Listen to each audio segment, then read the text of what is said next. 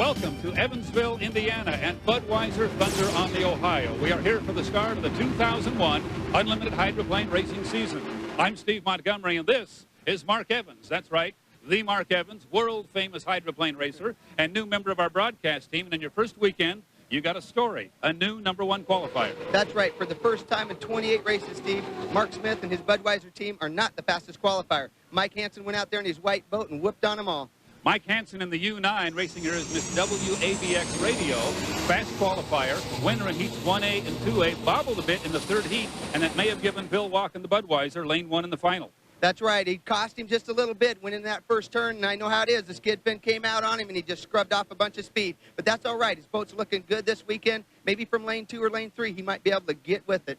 We have some new rules in unlimited racing designed to bring some parity to the sport, and they appear to be working. Not only do we have Mr. Hansen and Mr. Vilwalk running well, Mark Webber looks good in the yellow boat. He does. They had a little trouble when they first came in, but they were working with their fuel flow. They got running pretty fast. He won one of his heats. He's getting a little bit of excited, so it's looking for a good race. So there is a realistic chance that someone other than Dave Vilwalk and Miss Budweiser could win the final, but they'll have to get around him. He'll be in lane 1. Mike Hansen making a start here earlier in Heat 1A after qualifying at 151 miles per hour. He's with Mark Evans. We're here with Mike Hansen. Mike, congratulations being on top qualifier. First time in a long time. Congrats, man. Basically, this is the first time in my life. I've been racing these things for the last 13 years and been second a couple times. Matter of fact, I was second in the Budweiser to this guy one time. He beat me in a boat called X-Side. But no, we're real pleased. The WABX boat's been running good both days of qualifying, and it came out of the box fast and just gotten better. Unlimited Hydroplane Racing has new management for 2001. Hydroprop and President Gary Garbrick tweaking the rules in the off-season to try to increase the competition among the Thunderboats, and he has done so. Miss Budweiser running here in Heat 3B with Dave Vilwalk at the wheel. Needed a victory here to get the all-important lane 1 in the final. But Jimmy King in the Lumar window film gave him all he could handle.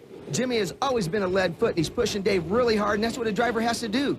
Vilwalk and the Miss Bud hanging on by inches for the all-important victory, which gave him lane 1 in the final.